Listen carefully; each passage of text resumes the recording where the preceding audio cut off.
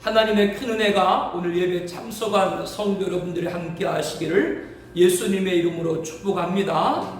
하나님께서는 전장에 모세에게 애굽으로 내려가 자기 백성을 이끌라라고 하셨습니다. 모세는 이스라엘에게 하나님의 이름이 무엇이냐 하오리까 라고 묻자 하나님은 나는 스스로 있는 자다 라고 하시면서 너희 조상의 하나님 여호와 곧 아브라함의 하나님, 이삭의 하나님, 야곱의 하나님께서 나를 너에게 보내셨다라. 이는 나의 영원한 이름이요 대대로 기억할 나의 칭언이라.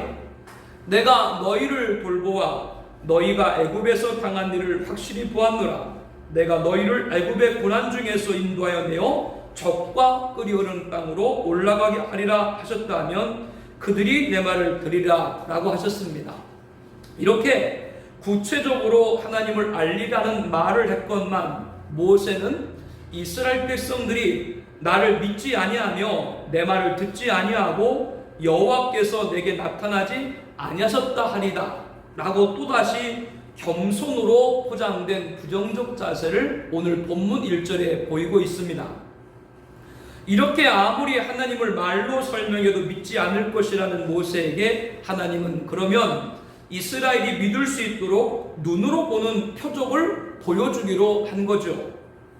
하나님은 모세에게 내 손에 있는 것이 무엇이냐 물으셨고요. 지팡이이다 라고 답하는 그에게 그것을 땅에 던지라 명했습니다. 순간 놀라운 일이 나타났습니다. 그것이 뱀이 된지라. 모세가 자신의 지팡이를 땅에 던지자 살아서 꿈틀꿈틀대는 뱀이 되었습니다. 이것이 전부가 아니고요. 하나님 여호와께서 모세에게 내 손을 내밀어 뱀을 잡으라. 그 꼬리를 잡으라. 그가 손을 내밀어 그것을 잡으니 그의 손에서 지팡이가 된지라 라고 했습니다. 참 기이한 일이 아닙니까? 이 표적으로 이스라엘이 조상의 하나님 곧 아브라함의 하나님, 이삭의 하나님, 야곱의 하나님 여호와가 내게 나타난 줄을 믿게 하려 함이라 라고 했습니다. 그런데 이 한 가지 표적으로도 이스라엘이 믿지 아니하려고 하는 것을 하나님은 아셨습니다. 나중에 모세가 바로 앞에 가서 지팡이가 뱀이 되는 이적을 보이잖아요. 이때 바로가 애굽의 술사들에게 명령을 해서 요술로 지팡이로 뱀이 되는 것을 보이지 않습니까? 이것은 당시의 애굽 요술사들도 했던 일이고 그로 인해서 애굽에서 노예 생활했던 이 이스라엘 백성들도 애굽의 요술사들이 물론 눈속임이지만 지팡이로 뱀을 만든 걸 많이 봤어요. 그래서 이거 한 가지로 이스라엘이 믿지 않을 걸 아시고 하나님께서는 두 번째 표적을 보여준 거죠. 하나님께서 모세에게 손을 품에 넣으라 하시매 모세가 손을 품에 넣었다가 내어보니 그의 손이 나병이 눈같이 되었더라. 나병은 고대 사람들에게 원가 치료법을 알지 못했기 때문에 굉장히 두려워했습니다. 전파, 경로도 명확하지가 않았죠. 성경에도 이 병에 걸린 사람은 타인의 접근을 방지하기 위해 스스로 부정하다 외쳐야 했고요. 출애굽 이후 광야에서 공동체 생활을 했을 때 이스라엘은 감염을 막기 위해 나은 자들을 진 밖으로 추방, 격리, 수용을 했습니다. 사후에도 일반 장례식장이 아닌 다른 장소에서 장사를 지내야만 했지요. 이렇게 나병을 천형으로 알고 있던 유대인들은 이것을 고칠 수 있는 분은 누구? 하나님밖에 없다라고 생각을 했습니다. 그렇게 하나님은 애굽에 내려가 이스라엘에게 너의 손에 나병이 걸렸다가 다시 치유되는 것을 보면 믿을 것이라고 하신 거죠. 여호와께서 만일 그들이 너를 믿지 아니하며 그 처음 표적의 표징을 받지 아니하여도 나중 표적의 표징을 믿으리라. 이 8절 말씀이 그런 뜻입니다. 그리고도 부족하여 한 가지 표적을 더 보이라고 했습니다. 9절 말씀에 그들이 이 두 이적을 믿지 아니하면 내 말을 듣지 아니하거든 너는 나일강 물을 조금 떠다가 땅에 부으라. 내가 떠온 나일강 물이 땅에서 피가 되리라. 물이 피로 변하는 표적을 보이라는 것입니다. 이 또한 하나님이 아니고서는 할 수가 없는 것이죠. 본문 마지막 절 30절 31절에 보게 되면 모세가 애굽으로 내려가 이스라엘 백성 앞에서 이적을 행하니 믿었다라고 하였습니다. 유대 종교 지도자 서기관 바리새인 중 몇 사람이 예수님에게 찾아와 우리에게 표적을 보여주시기를 원하나이다 라고 했습니다. 이에 예수께서 악하고 음란한 세대가 표적을 구하나 선지자 요나의 표적밖에는 보일 표적이 없느니라. 요나가 밤낮 사흘 동안 큰 물고기 뱃속에 있었던 것 같이 인자도 밤낮 사흘 동안 땅속에 있으랴 라고 하셨죠. 예수님께서는 요나가 물고기 속에 사흘 동안 있었던 것 같이 십자가에 죽으시고 3일 만에 부활하실 것을 말씀을 한 겁니다. 이것만큼 큰 표적이 어디 있습니까? 예수님의 교훈에서 유대인들의 심리를 알 수가 있죠. 그들은 하나님이시라면, 하나님이 함께한 사람이라면, 하나님이 보낸 자라면 반드시 사람이 할 수 없는 표적이 나타나야 된다라고 믿었습니다. 모세 시대 지팡이가 뱀이 되고 손이 나병이 걸렸다가 치유되고 강물이 피가 되고 표적을 보고 믿는 이스라엘이 그러했고요. 1500년이 지난 예수님 당시에도 이스라엘이 그러했습니다. 이렇게 유대인들은 표적을 보아야 믿었습니다. 그러면 표적을 보고 믿었던 이스라엘은 어떤 신앙을 갖게 되었나요? 나중에 이스라엘이 출애굽한 이후에 다시 완악해진 바로는 애굽의 병거 600대를 동원해서 이스라엘을 추격했습니다. 이를 본 이스라엘 자손이 심히 두려워하였습니다. 더욱이 앞에는 홍해가 가로막고 있었지요. 이스라엘은 하나님 여호와께 부르짖고 또 모세에게 애굽의 매장지가 없어서 당신이 우리를 이끌어내어 이 광야에서 죽게 하느냐? 어찌하여 당신이 우리를 애굽에서 이끌어내어 우리에게 이같이 하느냐? 우리가 애굽에서 당신에게 이른 말이 이것이 아니냐? 우리를 내버려둬라. 우리가 애굽 사람을 섬길 것이라 하지 아니하느냐? 애굽 사람을 섬기는 것이 광야에서 죽는 것보다 낫겠다. 원망을 쏟아냈죠. 10가지 재앙으로 바로를 무너뜨린 하나님의 표적을 보고도 이렇게 이스라엘은 불신앙을 보였습니다. 하나님께서는 모세에게 명하여 바다 위로 손을 내밀게 하시고 큰 동풍이 밤새도록 바닷물을 물러가게 하시니 물이 갈라져 바다가 마른 땅이 되게 했습니다. 이스라엘 자손이 안전하게 바닷 가운데를 육지로 걸어가고 물은 그들의 좌우벽이 되게 하셨죠. 그리고 쫓아온 애굽 군대가 홍해를 건너기 시작할 때 이번에도 모세가 그 손을 바다 위로 내밀매 물이 다시 흘러 병거들과 기병들을 덮고 그들의 뒤를 따라 바다에 들어간 바로의 군대를 다 덮으니 하나도 남지 아니하였다라고 했습니다. 이스라엘이 여호와께서 애굽 사람에게 행하신 그 큰 능력을 보았으므로 백성이 여호와를 경외하며 여호와의 그의 종 모세를 믿었더라라고 말씀을 합니다. 그렇게 홍해를 가르는 놀라운 표적을 보고 믿은 이스라엘은 그 후에 신앙이 견고해졌을까요? 홍해를 지나 수르 강야에 들어서 사흘길을 걸었는데 마실 물이 없어요. 마라라고 하는 쓴물, 먹을 수 없는 물밖에 없어요. 그랬더니 백성들이 모세에게 원망하여 우리가 무엇을 마실까? 이렇게 소리를 높였습니다. 홍해의 대역사를 보고도 3일 못 가서 이스라엘은 불신으로 돌아선 것이죠. 이것이 표적을 보고 믿은 자들의 신앙입니다. 그래서 예수님은 악하고 음란한 세대가 표적을 구한다라고 책망한 겁니다. 악하고 음란한 세대란 정욕을 추구하는 자들입니다. 자기 욕심을 내세우는 자들입니다. 자신들을 충족할 기적을 구하는 자들입니다. 기도했으면 응답이 있어야 되는데 그렇지 않으면 잘못 믿은 것으로 생각합니다. 그리고 이스라엘이 누구를 원망해요? 모세를 원망한 것 같이 책임을 다른 사람들에게 떠넘깁니다. 그 이유가 무엇이라고요? 자기 원하는 바가 이루어지지 않았기 때문입니다. 이들에게 예수님은 뭐라 그랬어요? 악하고 음란한 세대가 구하는 표적이다라고 말씀을 한 거죠. 예수님은 그들에게 선지자 요나의 표적밖에는 보일 표적이 없느니라 라고 하시면서 요나가 밤낮 사흘 동안 큰 물고기 뱃속에 있었던 것 같이 인자도 밤낮 사흘 동안 땅속에 있으리라고 했습니다. 예수님의 십자가 부활이 가장 큰 표적이라고 말씀을 한 거죠. 예수님을 믿는 것이 가장 큰 표적인 줄로 믿습니다. 표적의 유무와 관계없이 믿는 것이 믿음인 거예요. 표적이 없어도 내가 구원을 잃는 것이 아닙니다. 그런데 간혹 하나님의 기적에 도취해서 눈으로 보여지고 귀에 들려지고 몸으로 느껴지고 물질로 채워지고 생업이 확장되지 않으면 내가 예배하는 것, 내가 사는 것, 심지어는 내가 믿는 것에 문제가 있다고 생각하는 이들이 있습니다. 이른바 번영신앙에 매료된 사람들이죠. 그러나 눈으로 보여지지 않고 귀로 들려지지 않고 몸으로 느껴지지 않고 물질로 채워지지 않고 생업이 확장되지 않아도 내가 예배하는 것, 내가 사는 것, 내가 믿는 것 흔들리지 않는 자가 선지자 요나를 빗대어 말씀하신 예수님의 십자가 부활이 가장 큰 표적인 것으로 믿는 성도인 줄로 압니다.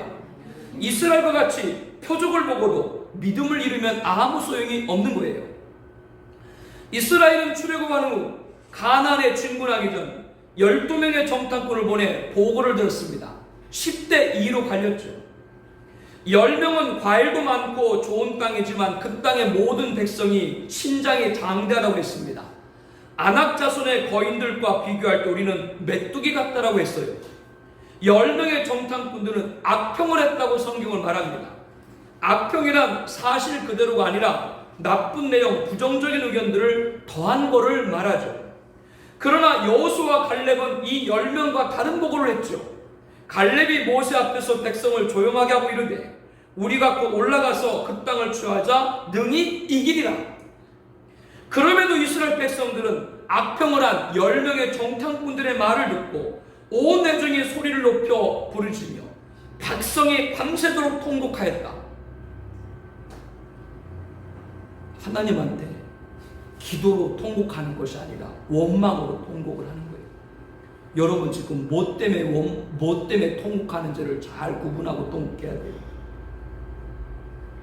이스라엘 자손이 다 모세와 아론을 원망하여 온 회중이 그들에게 이르되 우리가 애굽 땅에서 죽었거나 이 광야에서 죽었으면 좋아할 것을 어찌하여 여호와가 우리를 그 땅으로 인도하여 칼에 쓰러지게 하려 하는가. 우리 처자가 사로잡히리니 애굽으로 돌아가는 것이 낫지 아니하냐 원망을 했습니다. 하나님께서는 이 백성이 어느 때까지 나를 멸시하겠느냐. 내가 그들 중에 많은 이적을 행하였으나 어느 때까지 나를 믿지 않겠느냐 라면서 갈렙과 여호수아 외에는 내가 맹세하여 너에게 살게 하는 땅에 결단코 들어가지 못하려고 하셨죠. 이 말씀대로 이스라엘 출애굽 1세대 장정 60만 3,500명 가운데 여호수아 갈렙만 살아남고 다른 사람들은 모두 광야에서 죽임을 당했습니다. 그도 그럴 수밖에 없죠. 자기들의 입으로 뭐라 그랬어요? 가나안 땅에 가서 가나안 족속이 죽느니 차라리 이 광야에서 죽겠다라고 말한 대로 40년 광야 기간 동안에 출애굽 1세대 장정 60만 3,498명은 죽고 2명만 살아남았습니다. 다시 한번 명심해야 됩니다. 표적을 보고도 믿음을 잃으면 아무 소용이 없습니다. 그러므로 예수님은 보지 못하고 믿는 자들이 복되도다라고 하신 거죠. 표적이 없어도 내가 구원을 잃는 것이 아닙니다. 구원이 가장 중요한 것입니다. 이 믿음을 가지면 그 어떤 상황에 좌우되지 않고 승리할 수 있습니다. 오늘 말씀의 첫 번째 가르침입니다. 표적을 구하는 자들아 믿음을 구하라. 아멘.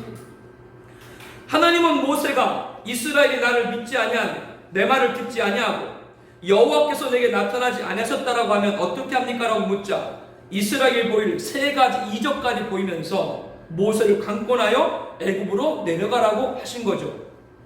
그런데 자신의 언변이 부족하다면서 이번에는 육체적인 연약함을 들어 지도자가 될 수 없다고 변명을 합니다.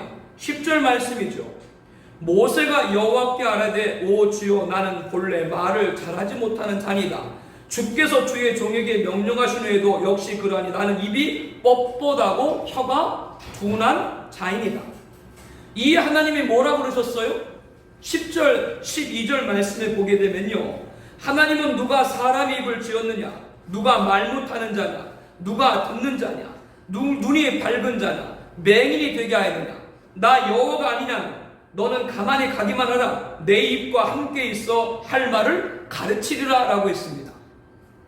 그런데도 모세는 오늘 본문 말씀을 보게 되면은 오 주여 보낼 만한 자를 보내소서. 참 말 잘해요. 직분을 맡길 사람한테 맡겨 주시옵소서. 겸손인지 부정한지 전장에서부터 무려 5번이나 걸쳐서 자기는 할 수 없다고 말합니다. 그러나 하나님은 모세가 말솜씨가 좋지 않아서 백성들의 리더가 될 수 없다고 변명하는 걸 미리 아셨죠. 그래서 모세의 형 아론을 준비했으니 걱정하지 말고 애굽으로 내려가라고 했습니다. 말 잘하는 아론이 애굽에서 너를 맞이하러 올 것이고 아론이 모세를 볼 때 마음에 기쁨이 있을 것이라고 했습니다. 아론도 하나님의 부름을 받아 들을 것이라고 한 거죠. 하나님께서는 모세에게 아론에게 너는 말만 전하면 되고 하나님의 모세의 입과 아론의 입이 함께 있어서 너희들이 행할 일을 가르쳐 줄 것이라고 했습니다. 아론은 모세를 대신해서 이스라엘에게 말할 것이니 아론이 혈육으로는 형이어도 하나님같이 모세를 받들 것이라고 했습니다. 모세에게 권위를 부여해 준 거죠. 하나님은 모세에게 너는 이 지팡이를 손에 잡고 이것으로 이적을 행할지니라 라고 하셨습니다. 하나님께서 말씀하신 바와 같이 여호와께서 애굽에 있는 아론에게 나타나셔서 광야로 가서 애굽으로 내려오는 모세를 맞이하라 라고 명을 하셨죠. 아론은 명을 받들어 가서 하나님 산에서 40년 만에 모세를 만나 그에게 입맞추고 감격적인 회우를 하게 됩니다. 28절 31절 말씀을 함께 볼게요. 모세가 여호와께서 자기에게 분부하여 보내신 모든 말씀과 여호와께서 자기에게 명령하신 모든 이적을 아론에게 알리니 모세와 아론이 가서 이스라엘 자손의 모든 장로를 모으고 아론이 여호와께서 모세에게 이르신 모든 말씀을 전하고 그 백성 앞에서 이적을 행하니 백성이 믿으며 여호와께서 이스라엘 자손을 찾으시고 그들의 고난을 살피셨다함을 듣고 머리 숙여 경배하였더라. 아멘. 이렇게 5번이나 거부하는 모세를 완벽하게 준비시켜서 애굽으로 보냈습니다. 모세가 마지막에 하나님의 소명을 거부한 것이 무엇이었어요? 입이 뻣뻣하고 혀가 둔한 자이다. 그러면 하나님이 모세의 뻣뻣한 입과 둔한 혀를 고쳐줬습니까? 아닙니다. 그의 육체 약점은 그대로 놔두고 그의 입이 될 아론을 보내줬죠. 오늘 말씀의 두 번째 가르침입니다. 육체를 구하는 자들아 동역을 구하라입니다. 모세의 육체적 연약함 그대로 있었지만 동역자 아론을 보내셔서 육체의 약점을 극복하게 한 것이죠. 하나님은 절대 혼자 완벽하게 만들어서 혼자 일하게 하지 않아요. 우리 각각의 다 부족함을 주시고 그 부족함을 채울 수 있도록 동역자를 준 줄로 압니다. 우리에게는 육체가 되었건 문벌이 되었건 학력이 되었건 각각의 핸디캡이 있습니다. 그것을 노력하여 극복할 수 있습니다. 그러나 인간의 노력으로 몇 가지까지 극복할 수 있을까요? 한계가 있죠. 모세가 말한 육체적 연약함을 하나님께서 어떻게 극복하신가를 봐요. 아론을 동역자로 붙였죠. 그 입이 하나님의 입이 되게 했죠.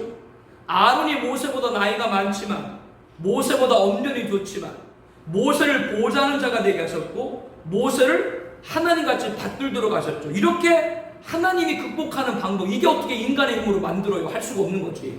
절대로 여러분들 인간의 힘으로 극복하려고 하지 말고 하나님의 능력으로 극복되길 축복합니다. 사람 방법 하지 마요. 그렇게 하면 안 돼요. 그러므로 하나님의 일에 핸디캡이 변명이 되어서는 안 됩니다. 저는 육체가 연약해서, 저는 문벌이 좋지 않아서, 저는 학력이 부족해서 아닙니다. 하나님이 하라고 하십니다. 하라고 하시는 하나님의 결정에 따라야 되지 핸디캡을 변명으로 자신의 결론을 내세워서는 안 됩니다. 특별히 하나님은 아론이라는 동역자를 세워줬음을 주목해야 됩니다. 우리 교회는 서로 세워주는 동역되기를 축복합니다. 그렇게 교회는 공동체로 머리이신 예수님 몸인 지체들로서 서로 도움을 받음으로 연결되고 결합되어 자라가게 하셨습니다. 이런 동역자가 가득한 우리 교회가 되기를 원합니다. 함께 위로하고 함께 격려하고 함께 세워주고 이렇게 동역자가 있는 것이 우리 교회 공동체라고 하는 것이죠. 그러므로 우리는 외롭지가 않습니다. 우리 부족함 때문에 일할 수 없는 것이 아니라 내 옆에 누가 있는 거예요? 지체인 동역자들이 있는 거예요. 하나님의 부르심에 이제 모세가 결단을 했어요. 그래서 40년 동안 자기를 돌봐줬던 장인 이드로를 찾아가가지고 제가 이제 애굽에 내려가서 형제들의 안부를 알아보고 오겠습니다. 이렇게 얘기를 했습니다. 이드로가 허락을 했고요. 하나님은 그때 모세에게 재차 나타나서 너를 죽이려고 하던 자가 죽었으니 속히 애굽으로 내려갈 것을 명령을 하시죠. 모세가 하나님의 지팡이를 붙잡고 아내와 두 아들을 데리고 애굽으로 내려갈 때 심각한 상황이 벌어집니다. 24절 말씀을 함께 볼게요. 모세가 길을 가다가 숙소에 있을 때 여호와께서 그를 만나사 그를 죽이려 하신지라. 하나님께서 모세를 만나서 죽이려고 했다라고 말합니다. 이 말씀은 난해 구절이라고 합니다. 왜? 어떤 설명이 없이 왜 하나님이 모세를 죽이려 했는지 설명 없이 이렇게 나와 있기 때문에 이것을 잘 해석하기가 쉽지가 않아요. 그래서 성경의 곳곳에 이런 난해 구절이 있는데요. 그러나 다음 절 말씀을 보게 되면 그 답을 유추할 수가 있어요. 우리 25절, 26절 말씀을 함께 봅니다. 십보라가 볼칼을 가져다가 그의 아들의 포피를 대어 그의 발에 갖대대며 이르되 당신은 참으로 내 피 남편이로다 하나 여호와께서 그를 놓아주시니라. 그때 십보라가 피 남편을 암은 할례 때문이었더라. 십보라는 남편을 살리고자 아들에게 할례를 행했고 이로 인해 하나님은 모세를 놓아주었습니다.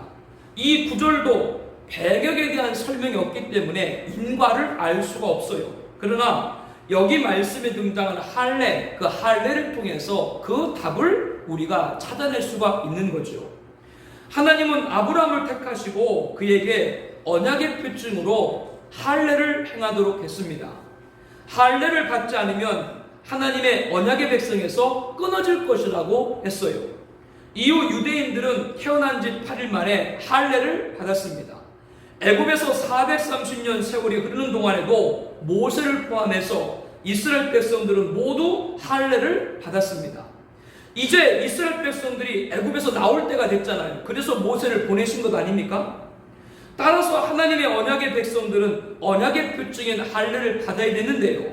모세와 함께 애굽으로 길을 나선 그의 아들도 예외일 수가 없는데요. 그런데 정작 오늘 말씀 전후를 보게 되면 모세 아들은 할례를 받지 않았어요. 모세가 아들 할례를 행하지 않은 거죠.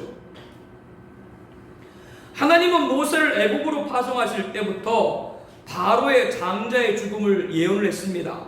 오늘 본문 23절에 보게 되면 바로 내게 보내주기를 거절하나 내가 내 아들 내 장자를 죽이리라. 즉 하나님께서 이스라엘 백성들을 보내지 않기 때문에 바로의 누구? 장자를 죽일 거라. 이렇게 하나님 미리 말씀하신 거죠. 이 일은 10가지 재앙 마지막 때 이루어집니다. 이날은 이스라엘이 애굽에서 나온 날 패스오버 6월절이죠. 6월절 규례에 따르면 이방인들은 6월절에 참여할 수가 없습니다. 왜? 이방인들은 할례를 받지 않았기 때문이죠. 그러나 이방인들도 할례를 받으면 6월절에 참여를 할 수 있게 되었습니다. 즉 6월절에 참여하려면 반드시 뭐를 받아야 돼요? 할례를 받아야 되는 거예요. 모세를 애굽에 보내심은 하나님의 언약 백성을 건지시고 구원하기 위함인데요. 그런데 출애굽을 주도할 모세 그의 아들이 할례를 받지 않았다면 규례에 따라 모세의 아들은 백성에서 끊어지게 되는 겁니다. 그렇다면 모세가 왜 아들에게 할례를 행하지 않았을까요? 이 또한 유추할 수밖에 없는데요. 모세는 애굽 왕궁에서 40년 동안 이방의 교육을 받았고요. 미디안 제사장인 장인 이드로에게서 이방 제사에서 40년 동안 있었습니다. 이렇게 이방 문화 80년을 보낸 모세가 하나님의 규례로부터 멀어졌을 것으로 보입니다. 모세의 아들은 2명인데요. 오늘 본문에 보면 할례 받지 않은 것은 아들들이 아니라 아들 단수로 기록하고 있습니다. 즉 모세의 첫 번째 아들 게르솜은 할례를 행했지만 둘째 엘리에서 일을 하지 않은 거죠. 두 아들 사이 동안에 모세가 말씀에 해해진 것을 볼 수가 있습니다. 그렇다고 해도 모세에게 아들의 할례를 행하라 라고 하면 되지 왜 설명도 없이 죽이려고 하셨을까요? 그것은 모세를 애굽으로 보내셔서 하나님이 하시고자 하는 일을 보면 알 수가 있습니다. 22절 말씀에 보게 되면 우리 함께 볼까요? 너는 바로에게 이르기를 여호와의 말씀에 이스라엘은 내 아들 내 장자다. 하나님은 이스라엘을 내 아들 내 장자로 삼아서 영광 받기를 원하신 거예요. 그래서 애굽에서 이끌어 내기로 한 거죠.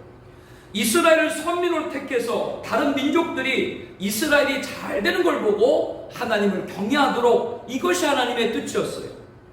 하나님은 이스라엘을 내 아들 장자로 삼은 것은 이방의 빛이 되고 여러 민족을 구원하고자 하는 것입니다. 그래서 하나님의 아들 장자가 될 이스라엘을 보내지 않으니까 하나님이 어떻게 심판하는 거예요? 바로의 장자를 죽이는 심판을 행하는 거죠. 이렇게 하나님의 아들 장자된 이스라엘은 반드시 무엇을? 할례를 받아야 했습니다. 그런데 모세는 아들에게 이 규례를 행하지 않았습니다. 그래서 하나님은 모세를 죽이려 한 거죠. 할례를 받지 않으면 유대인도 누구랑 똑같아요? 심판받을 애굽인과 똑같은 거예요. 그거를 지금 알려주는 거예요. 죄 아래서 모든 인간은 하나님 앞에 죽임을 당하게 되어 있습니다. 그런데 모세의 아내 십보라가 행한 아들의 할례로 인해서 하나님 모세를 놓아주죠. 산자와 죽은 자의 결정이 뭘로요? 할례로 결정이 됩니다. 이제 죽음의 심판을 거두셨죠. 하나님은 이스라엘에게 언약의 표적인 할례 의미를 알게 해서 하나님의 아들 장자를 되게 한 겁니다. 그런데 육체적 할례가 전부가 아닙니다. 이제 우리에게 주시는 교훈입니다. 모세가 나중에 출애굽한 백성들에게 신명기 10장 16절에 너희는 마음의 할례를 행하고 다시는 목을 곱게 하지 말라라고 했습니다. 만약 이스라엘이 받은 육체적 할례가 구원을 보증한 거라면 모세가 그들에게 마음의 할례 받으라 이 말을 할 필요가 없죠.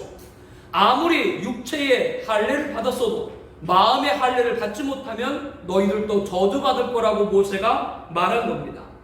신약시대, 교회시대인 오늘날에는 아브라함의 혈통을 물려받은 표면적 유대인이 아니고 이면적 유대인 이방인, 우리들이 바로 진정한 유대인이라고 말씀을 합니다. 그 이유는 무할례자인 이방인들도 누구를 믿으면, 예수님을 믿으면 영적으로 아브라함의 후손이고 하나님의 이스라엘이고 하나님의 아들 장자가 되는 줄로 믿습니다. 누가 그렇게 됐어요? 저와 여러분, 바로 마음의 할례를 받았기 때문이죠. 출애굽을 한 날 이스라엘은 반드시 어린 양의 피를 집 좌우 문설주 임방에 발라야 됐습니다. 천사가 와서 집 좌우 문설주에 어린 양의 피가 묻어있는 집은 넘어가고 피가 묻어있지 않은 애굽의 집은 들어가서 모든 장자를 죽였던 거죠. 6월절 어린 양의 피는 누구를 예표해요? 예수님 보석사역을 예표하는 거죠. 예수님을 믿지 않으면 모세 같은 신분이라도 바로같이 죽임을 당할 수밖에 없는 거예요. 그거를 지금 가르쳐주고 있는 겁니다. 우리의 구원자는 예수님 한 분뿐인 줄로 믿습니다. 산자와 죽은 자의 결정이 뭘로 돼요? 할례로 된다고 했는데 그 할례는 어떤 할례? 마음의 할례. 곧 누구를 믿는 것? 예수님을 믿는 것이 마음의 할례인 거예요. 예수님 안 믿으면 이스라엘이라도 심판받을 수밖에 없는 거죠. 모세는 아들의 할례를 마치고 애굽으로 내려가서 백성들을 인도하였습니다. 이스라엘은 할례를 받은 자들로서 하나님의 장자가 돼서 이방의 빛이 되어 여러 민족을 하나님을 경외하도록 하는 사명을 받은 거죠. 그런데 할례를 받은 그들이 육체로 자랑하려 함이라 유대인들은 이방인들 앞에 우리는 선민의 표, 언약의 표적인 할례 받았어 이렇게 자랑만 일삼았어요. 이방의 빛이 되지 못하고 여러 민족이 하나님을 경외하도록 하는 사명을 감당하지는 못한 거죠. 이방인들을 할례 없는 자로 저급하게만 취급한 겁니다. 빌립보 3장 4절에 예수로 자랑하고 육체를 신뢰하지 아니하는 우리가 곧 할례파다라고 말씀을 합니다. 우리는 마음의 할례를 받은 자입니다. 세상에 나가서 열방의 빛이 되고 주님의 지상명령, 모든 나라와 민족의 복음을 증거하는 사명을 완수해야 될 줄로 압니다. 바로 우리가 하나님의 장자가 되었기 때문이죠. 그러므로 유대인들 같이 할례로 대표되는 자랑을 구하지 말고 사명을 구하는 저와 여러분 되길 바랍니다. 교회는 인간의 자랑 구하는 것 아니에요. 하나님이 나를 마음의 할례, 예수님 믿게 해서 우리에게 주어진 사명, 특별히 무엇보다도 우리가 열방의 빛이 되어서 한 영혼 구원하기 위해서 우리를 부른 줄로 믿습니다. 이게 바로 마음의 할례, 하나님의 장자가 된 우리가 해야 될 일인 거죠. 사랑하는 성도 여러분들, 이 시간 통성으로 우리가 함께 기도하기를 원합니다. 첫 번째는 표적을 구하는 자들아 믿음을 구하라입니다. 이스라엘같이 10가지 재앙의 출애굽 기적과 홍해를 가르는 표적을 보고도 믿음을 잃으면 아무 소용이 없는 거예요. 우리는 눈으로 보여지고 귀로 들려지고 몸으로 느껴지고 물질로 채워지고 생업이 확장되지 않으면 내가 예배하는 것, 내가 사는 것, 심지어는 내가 믿는 것에 문제가 있다고 생각하는 악하고 음란한 세대가 구하는 표적을 구해서는 안 될 줄로 압니다. 표적이 없어도 내 구원을 잃는 것이 아닙니다. 구원이 가장 중요합니다. 이 믿음을 가지고 어떤 상황에도 좌우되지 않고 승리할 수 있게 하여 주시옵소서. 이렇게 첫 번째로 기도하시고요. 두 번째 기도 제목은 육체를 구하는 자들아 동역을 구하라입니다. 입이 뻣뻣해서 혀가 불에서 지도자가 될 수 없습니다라는 모세에게 육체적 연약함 그대로 놔뒀어요. 고쳐준 거 아니에요. 그대로 놔두시고 누구를? 아론을 동역자로 보내준 거죠. 모세 입이 하나님의 입이 되게 하셨고 아론이 모세를 하나님같이 떠받들도록 했습니다. 하나님의 방법으로 극복할 수 있게 하여 주시옵소서. 이렇게 기도하길 바랍니다. 육체가 연약해서 문벌이 좋지 않아서 학력이 부족해서 아닙니다. 하나님이 하라고 하면 할 수 있게 하여 주시옵소서. 그리고 핸디캡을 변명으로 내가 결론 내리지 않게 하여 주시옵소서. 우리 교회 공동체가 되든 다 나를 섬기고 함께 도움받는 동역자로 보낸 줄로 믿습니다. 함께 세워지고 함께 유일하고 격려하는 우리 교회 공동체가 되게 하여 주시옵소서. 세 번째 기도 제목은 뭡니까? 자랑을 구하는 자들아 사명을 구하라입니다.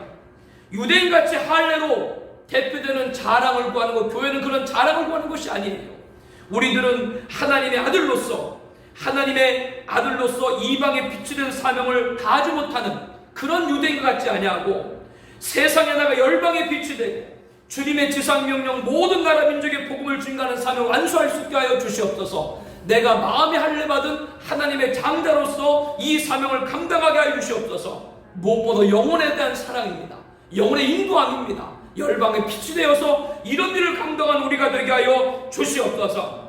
우리 사나 죽으나 주님의 것 찬양 드리기에 방금 말씀드린 제목들 놓고 우리 통성으로 함께 기도하기를 원합니다.